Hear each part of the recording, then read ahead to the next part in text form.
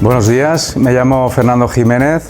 Primero que nada agradecer nuevamente al FAMPA que cuente conmigo para ofrecer formación. El trabajo de policía hace más de 20 años. Soy entrenador en 3 artes marciales diferentes, siendo mi especialidad el Jiu-Jitsu.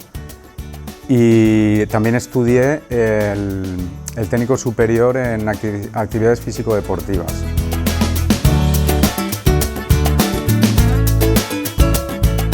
Estoy aquí para ofreceros formación en defensa personal. Defensa personal que no requiere destreza marcial. Serían unas técnicas en artes marciales de ejecución muy sencillita, pero que sean muy eficaces.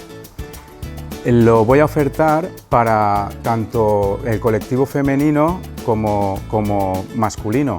No hay ningún problema que vengan grupos mixtos. Y yo siempre digo que todas las personas estamos capacitadas para defendernos.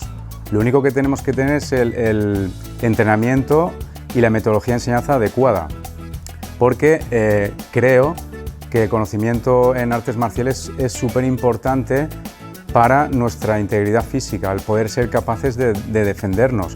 Y aquí vamos a tratar de aprender técnicas de autoprotección. Siempre digo que en una emergencia dependemos de nuestras propias fuerzas. Por eso reitero que esto creo que es muy beneficioso para cualquier persona, ya sea chico o chica. Serían talleres compuestos de 2 sesiones.